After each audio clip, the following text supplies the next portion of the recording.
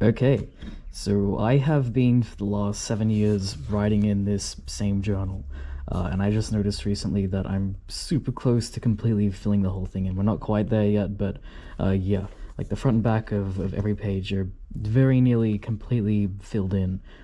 So soon I am going to have to buy a new journal for the first time in 7 years. That's kind of crazy.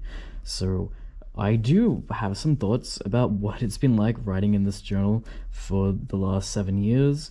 I think there's some stuff in here that's worth reflecting on. I'm not going to like actually really open the journal and like read any excerpts. I think that would be a bit too much. So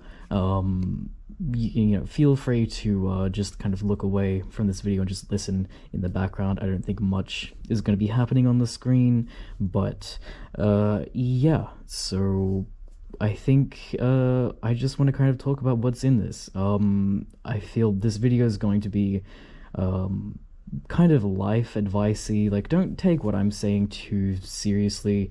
I'm just some idiot, but I'm feeling reflective. I'm feeling, recently I feel a little bit more self-actualized as like a grown adult. A lot of what's in here is, okay, so some context, right? I started writing this when I was 19, and I've turned 26 like a bit over a month ago. So this journal loosely documents like all of my early adulthood, right? Like the tail end of my teens, all of my early 20s, and 2/3 of my mid 20s. That's kind of what we're looking at here. And being a young adult, right? It's difficult. So yeah, I think I just want to reflect on that in this video. Bit more of a personal video than I usually put out on YouTube publicly. I think usually I would save something like this for Patreon, but I don't know. Let's try it out.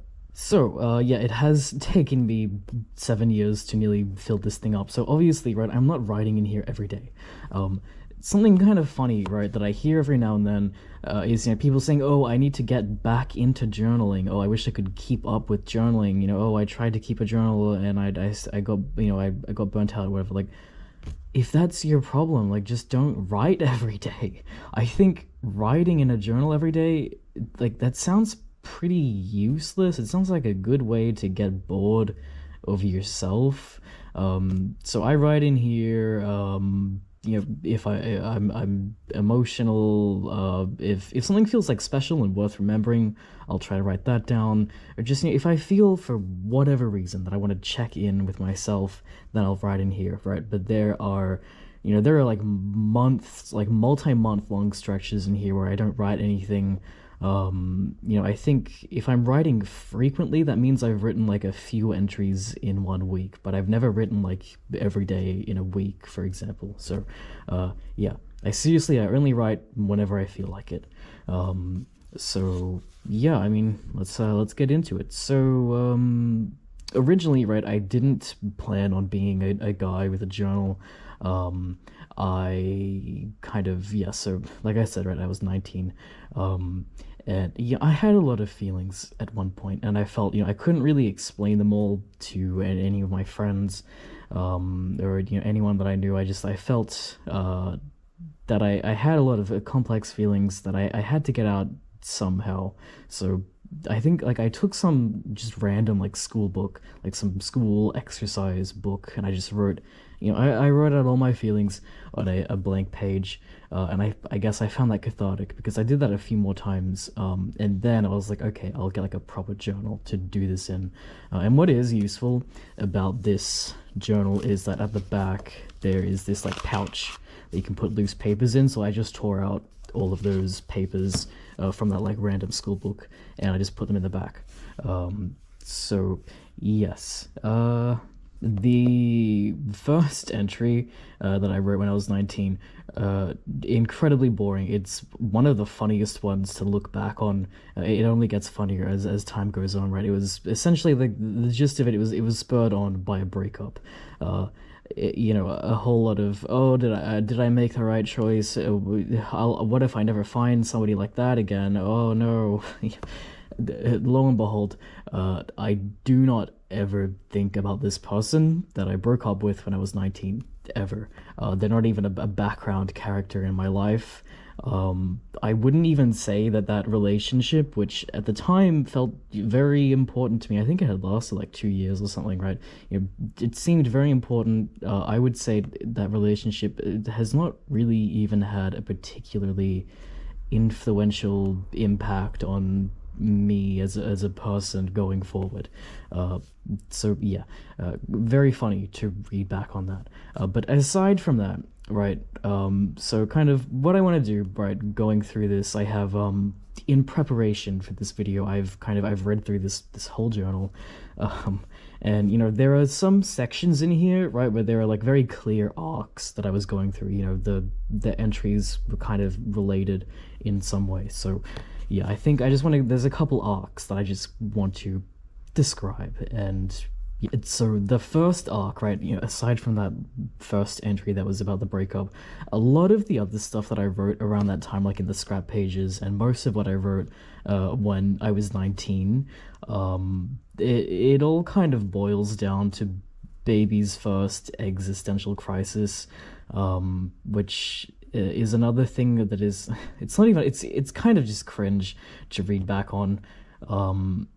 This is the, you know, if you have a journal, I think you're going to cringe a lot when you read back on this, right? It's like it's difficult to remember yourself realizing things that are to you now incredibly painfully obvious. But okay, let's break down what I was going through. So the earlier entries, right, like a lot of the early entries are very kind of the basic kind of meaningless whining about, you know, oh, there's no point to life, or there's no point to any suffering that I've endured, I'm gonna die, and you know nothing means anything. Wow, groundbreaking observations. But as I kind of read, I read a few more entries, and kind of towards the end of this arc, it seems I've made a few decisions. I've come to a few things, realizations, maybe. You know, so basically, I decide, okay, so there is no inherent meaning to life, but yes, it's probably up to us to apply some kind of meaning. And I seem to have decided that the meaning of human life, at least, is to make art and, you know, create things. That's, you know, that's kind of what you're supposed to do. And so then it all devolves into this angst about, okay, well then I'm really not creatively fulfilled, I'm not really making anything, you know, I don't I don't think I'm really productive as a creative person, so then I'm failing as a human being. My first impulse on reading all of this is kind of to be like, man, you're 19, you're 19 years old, you know, you're getting ready to like move out and kind of, you know, begin your independent adult life. You should really just focus on that, right? If you're in that position, right, if you're like 19, 20, that kind of age, and you're getting ready to go out into the world, you don't need to have anything bigger going on. You should really focus all of your efforts on just living, you know, like figuring out, right, how to live healthily, you know, day to day. Yeah, it right, but you know, saying that, right, I realized that if I could go back and say that to my 19-year-old self, I think that that advice would completely fall on deaf ears, right? And you know, 19 is a really egotistical age to be. And I mean, everybody wants to feel creatively fulfilled, I think. So, okay. I did kind of eventually pull myself out of this, like, rut that I was in creatively. Like a few years later. And you know, so like practical advice, right? This is what helped me kind of first begin to come out of this. If you're feeling like this, if you're just feeling really, you know, creatively unfulfilled, and you're just like, you're not happy with any attempts that you have at creativity, okay, I do have some actual advice that helped me. Get some like really, you know, simple like arts and crafts hobby. Specifically, right, I got into cross stitching and making simple like beaded jewelry with copper wire. But seriously though, I recommend cross stitching. It's really good for a few reasons. I mean, like one, right, it's very cheap. All the materials are cheap and very accessible. It's easy to get into. You can learn how to do a cross stitch in 2 minutes. It's very, very easy. But the most important thing I think, right, is that it's pretty hard to fuck up. Like, yeah, you can put the stitch in the wrong place. Maybe the design can get misaligned if you're not paying proper attention. But it's you're just following a design, right? Like you're just following a grid pattern. It's very simple, and so there's very, very few opportunities for you to kind of get in that headspace where it's like you're not living up to your own expectations, and you are you're getting all like oh, I'll never be any good. You don't really get into that mindset. It's a very simple, creative little project that you can do that at the end, right, it leaves you with something physical that you can, feel good. You've willed this piece of art into existence. So yeah, really like just simple, easy things like that. When I started doing things like that, I think it invigorated me to start doing, more creative work that means more to me, I think. So yeah, I guess that's some more practical advice, but like seriously, if you're like 19 or whatever, and you're, focusing on moving out for the first time, you're going to university, working, whatever, right? Just worry about figuring out how to live. You really don't need anything like big going on. And that angst about kind of being creatively unfulfilled, that does stick with me for a while, until I kind of pull myself out of that. But I stopped writing about it. Once I moved out, right, I go to university, I get a part-time job, I start like I get into like a new friend group. I'm going out a lot. Yeah, I think I was a bit distracted, which is probably good, right? And so yeah, there's kind of there's a bit of a, I don't know, a mundane arc, right? Like a lot of the entries in here are just very complaining about being poor, complaining about hating my job, describing like my relationships with all the new people that I'm meeting.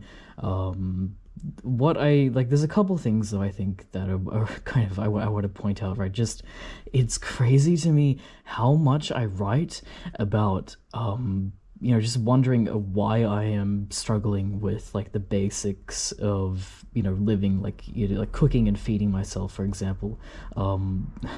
Like I don't understand why it didn't occur to me that, oh, you're like 19, 20 years old, you're like just beginning your independent life. You're not going to have like a whole good rhythm sorted out immediately. It takes time. Like I was writing about thinking that there was something wrong with me.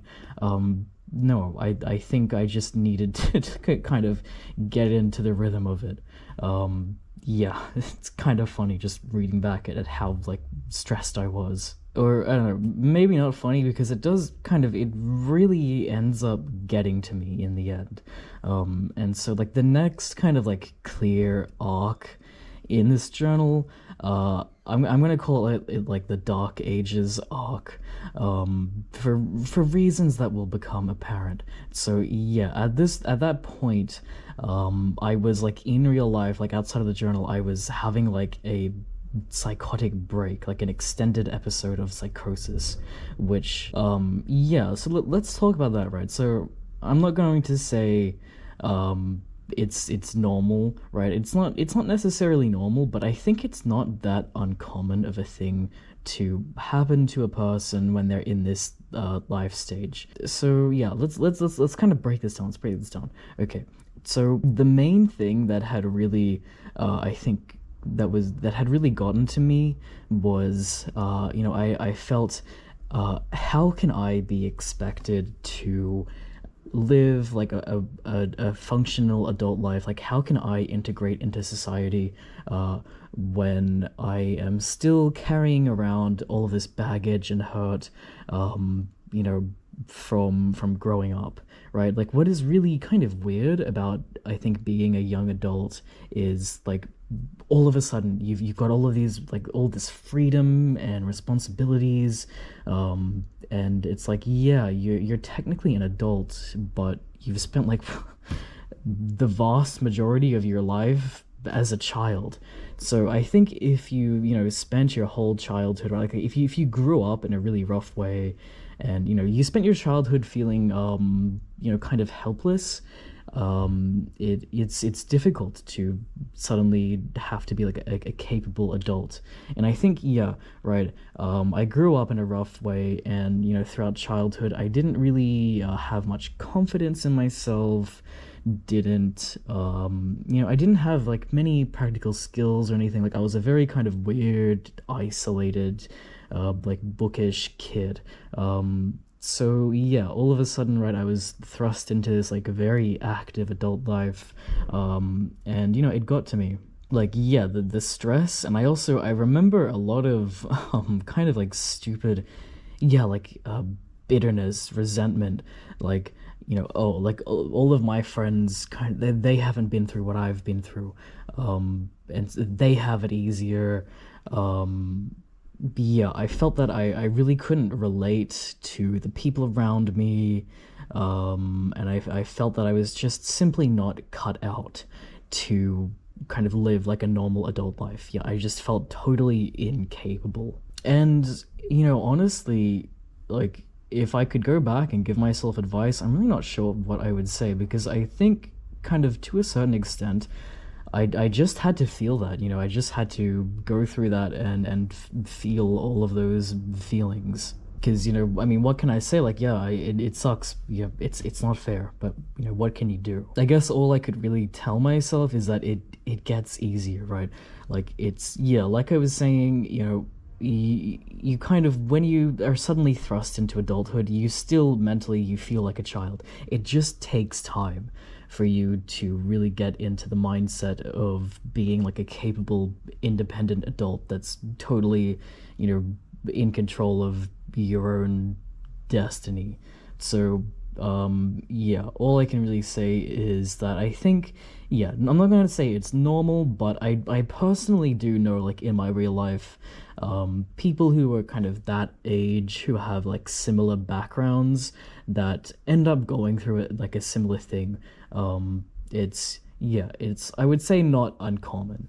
But what's kind of surprising, though, right, like, so when I was going through this episode, yeah, I was not super connected to reality.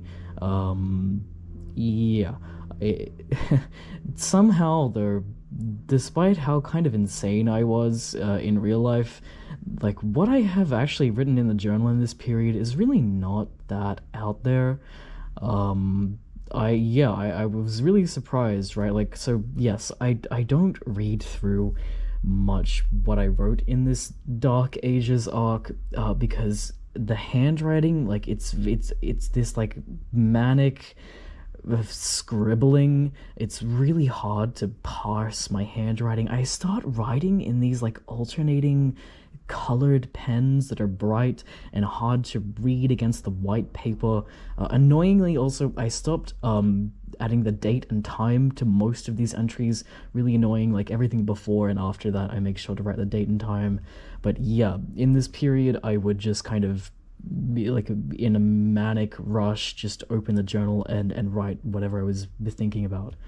And yeah, it is difficult to read, but most of what I write in this period, I write a lot about just observing myself, noticing things about me that I wanted to change. Like I noticed that at that point, I was kind of, I really was relying on my friends for, a lot of support, but I was totally incapable of really giving any kind of support back. So I kind of, yeah, I wrote about just noticing that. I wrote about feeling that throughout most of my life. I've never really been very present in the moments. Always very kind of wrapped up in my own thoughts. totally incapable of like going outside without listening to music, right? Without having my headphones on. I was just always kind of looking for some kind of escapism, always very like wrapped up in my own inner workings. Actually, also, I write about noticing that I was doing a lot of maladaptive daydreaming, and I think right, like yeah, things like that, like maladaptive daydreaming. I think honestly, um, pretty normal for kids to do. I would say, yeah, kids daydream a lot. I would say that's normal. And I just simply noticed that I did that a lot and that I wanted to stop. And like literally with noticing it and a little bit of conscious effort, I stopped doing that. Like that's not like this crazy habit that I have anymore. So that's kind of cool. I think like I would have forgotten that I'd actively decided to stop doing that if I didn't write about it in this journal. It's so yeah, like a lot of what I write in here is fairly level-headed, just kind of introspection about my own behavior. There's there are some parts in the Dark Ages arc that are a bit out there. You can really tell when I get into smoking weed. I'm talking yin yang symbols scribbled on the page, a little bit of discussion about energies, but really nothing that out there, which is surprising. Moving on though, right? I mean, honestly, if I think the real Dark Ages arc is actually what happens after that, because yeah, so once I kind of get my grip on reality a little bit more, and I come out of that episode that I was in, I'm totally overcome with intense shame, right? I went through that psychotic episode kind of in front of my friends, so I was like deeply, deeply embarrassed. And every time I would open the journal, right, I would see those like schizophrenic scribblings that I was doing, and I was like, oh god, I'm crazy, I'm actually crazy. So it was hard to come back to the journal and write. Like I really didn't write much at all. And at that point where like COVID was, like there were lockdowns, and I had dropped out of university and I didn't need to get a job because the COVID like payments, right? Like we were getting a lot of like very good payments during COVID, so I literally did not have to do anything. So I had nothing going on in life, and I was deeply ashamed of myself. So I like for like a year and a half, I didn't fucking write like anything. There are just a couple of like entries, mostly just intense self-loathing. Really not much else is in there. So actually that might deserve to be called the Dark Ages arc, if anything. So yeah, look, if you've been through a similar thing, like I mean, what can I say, right? It's embarrassing to come out of something like that, but I think it happens. It's fine. If your friends are cool, they'll understand. So yeah, let's kind of let's skip ahead a little bit. Yeah, I moved to a new city. I write a lot of kind of mundane things about beginning a new job and moving. In this journal, right, like I write a lot about my relationships with other people. And I can't really get into detail about that, right? I'm not going to talk about like the people in my real life, but just like to be kind of vague, just something that is so funny reading back through this, right? Like when I moved to Melbourne, I pretty much immediately got into like a serious relationship, and I don't know, like I did not realize this as I was writing it. I only realized this when I'm reading back through this journal. Pretty much immediately, when I get into this relationship, right up until the end when we break up, every time I write about it, I will say something like the relationship is improving, and I say that every time that I write about this relationship. Like it's just funny. How did I not realize that it's from the beginning, right? The relationship should not have to be improving. And I think if that's the only thing that you can say every time you write about it, maybe it's not going so well. But it's fine. It's just funny. It's just funny to remember this. Yeah, I guess I had a lot going on. I was stressed. I think yeah, I was not really um introspecting and reflecting much at that point. Very, I had a lot to manage in life at that point. But yeah, we're starting to get a little bit more kind of recent now, so I feel I can't give as much kind of like reflective advice, but more so just I'm going to just be describing kind of what's going on. I don't know. We'll see. It's a while until I think like a clear kind of arc develops, right? But yeah, I there is I think a mini arc. Like I wrote like 2 pages about this. Kind of I have I guess this like ego death moment where it really really sinks in for me that just because you are how do I put this, like um your childhood trauma does not really make you smarter or deeper than the people around you, right? Like if you grew up in a rough way, there's a good chance, right, that you were a bit of a problem child in school. You probably got into a lot of fights, like maybe you didn't have many friends, you weren't invited to a lot of things. So realistically, right, you're probably kind of behind socially, and as an adult, you've got catching up to do. And all of this, yeah, like all of the hurt and baggage that you're carrying around, unfortunately, it really just kind of makes things harder for you, and it kind of just makes you a bit difficult to be close to and to interact with. Yeah, right. It sucks. It's not fair. But it really does. Like, unfortunately, you're really not smarter or better than anyone else. I think people, right, who are in these types of circumstances, they get this mindset that they see the world for what it really is.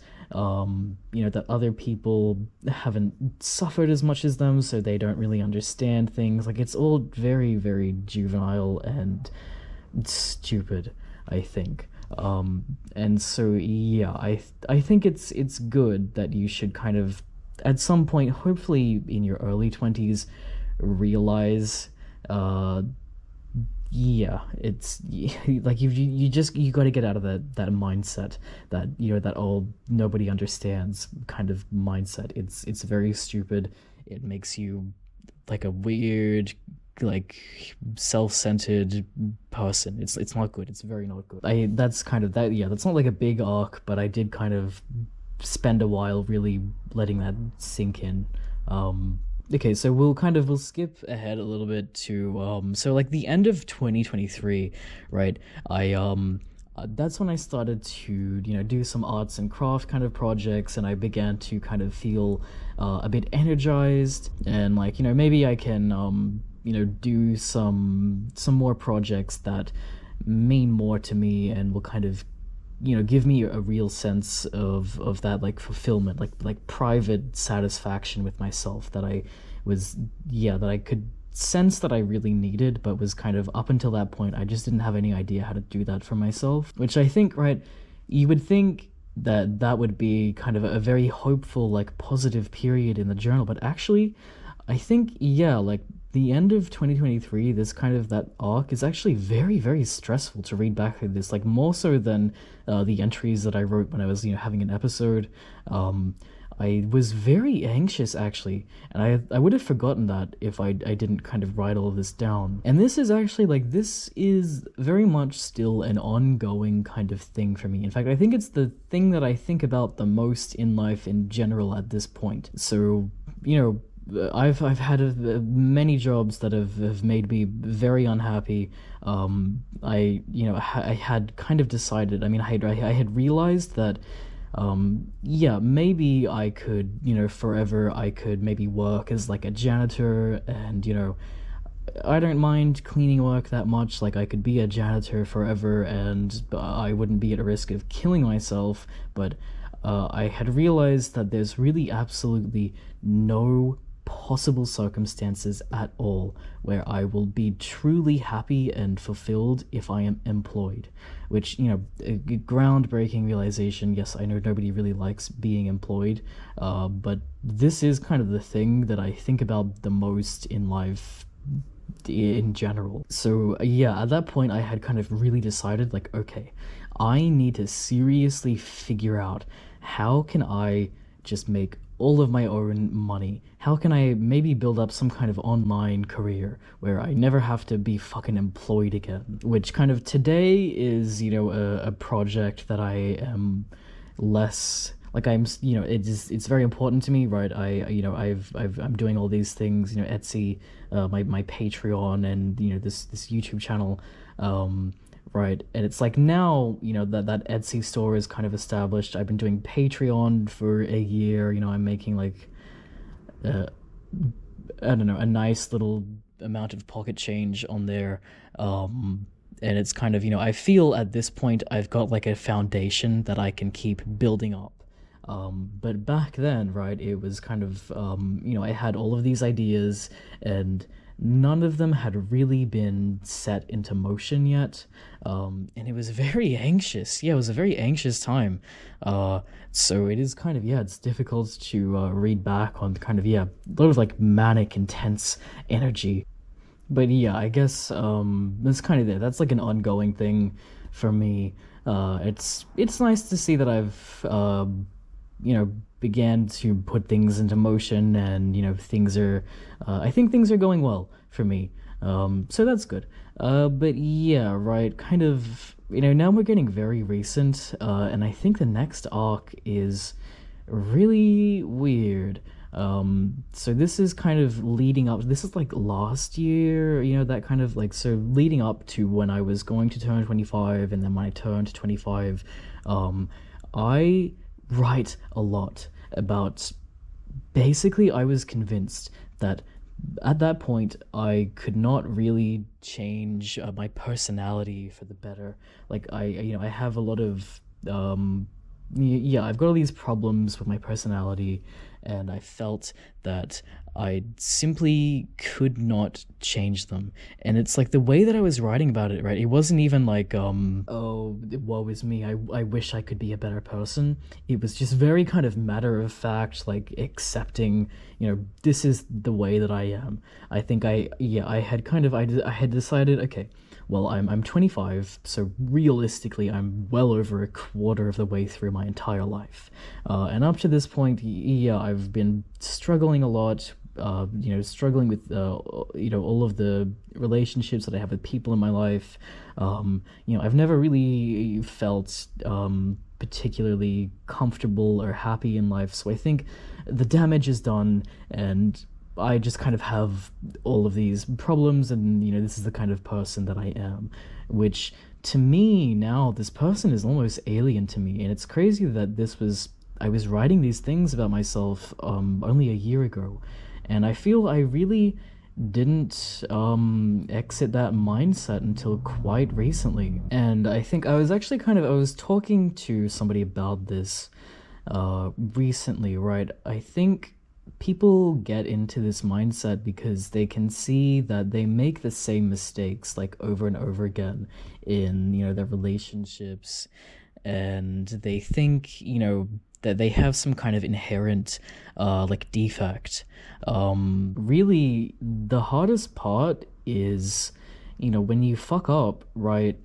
Like you don't have to kind of go nuclear. You don't have to like double down on your fuck up. You don't have to punish yourself. It's really like one mistake is really never that bad. Like you can just apologize. You can do better next time.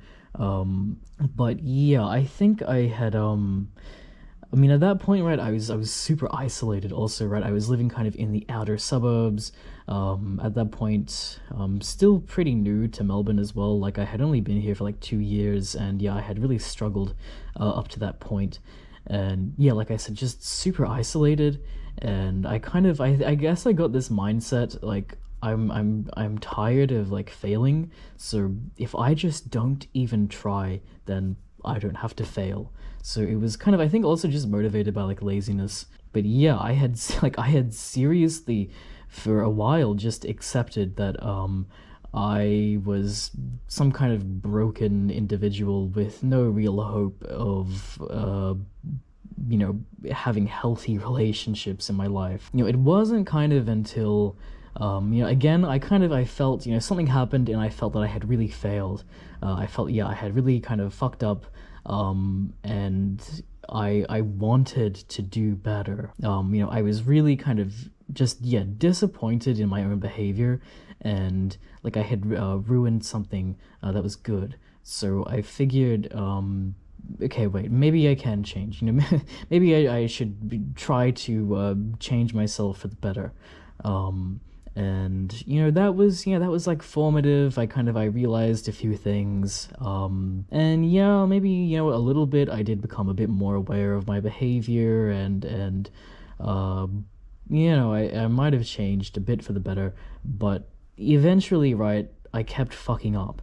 You know, I kind of fell back into some old patterns, did and said things that I regret, but I think what was different at that point, right, like one, I was not very isolated. Actually, I was kind of, yeah, coming into a much more kind of social lifestyle. So I felt, okay, well, you know, I don't want to give up, right? You know, that I want to, you know, go out and have a life. So, you know, one, right, there was a lot less of me just kind of, you know, resigning myself, like, you know, oh, whatever, right, I'm just going to kind of be a weird, isolated monk hiding in my room. You know, lashing out and being a weird borderline creature is not, it's not what I needed at that point.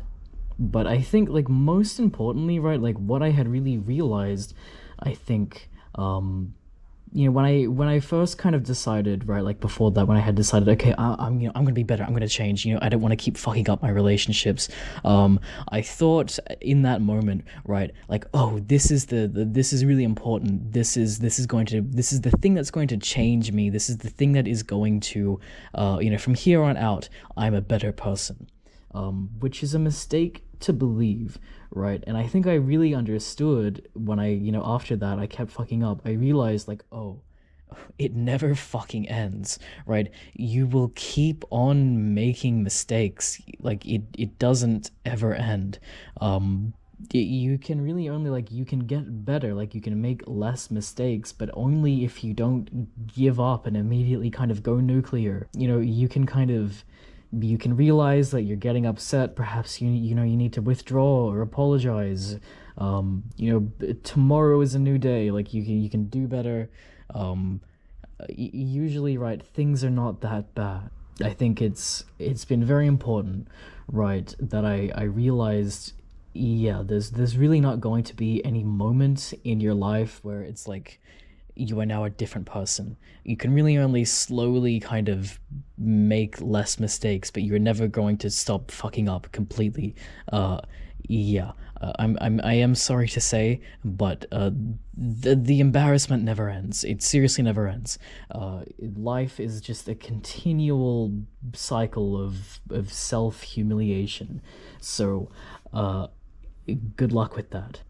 But yeah, that's the end of the video. You know, a lot of the stuff that I've written, like, very recently, kind of in the last few weeks, are actually very positive. Just a lot of positive observations about my life.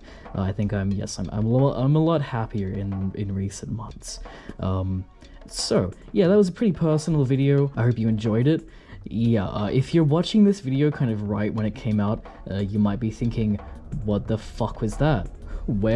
Do another 2 a.m. alleyways video. Yeah, look, for your information, I've actually been asleep at 2 a.m. recently, so I'm going to go out and make those kinds of videos once my sleep schedule gets fucked again. Also, like, this is a variety channel. I am going to be kind of doing whatever I want, so I hope that's okay. But yeah, just some closing thoughts, I guess, on this journal. So I do recommend that you get a journal for yourself. Just write in it when you feel like it. You don't have to fucking write every day. I think that's a waste of time. But it's really important, I think, that you have some kind of communication between your past and your present self, because otherwise you forget, right? You forget how you felt in certain moments. You forget what you've been through. You forget how you've changed. Like, there are so many things, yeah, that I think are really important that I remember, that I would have otherwise totally forgotten if I hadn't written them down in here. But anyway, yeah, I think those are all my thoughts on this matter. You know the drill. Like, comment, subscribe. Check out the Patreon. I do monthly videos on there. Every time I try to plug this Patreon, I'm doing like some different kind of content. I think at the moment I want to do vlog content. Yeah, in May I did a vlog video. I think that video is pretty good. Check it out. June video isn't out yet. Patreon videos tend to come out at the end of the month. But yeah, it'll seriously help me out. I am dead broke at the moment. But yeah, anyways, thank you for watching. Goodbye.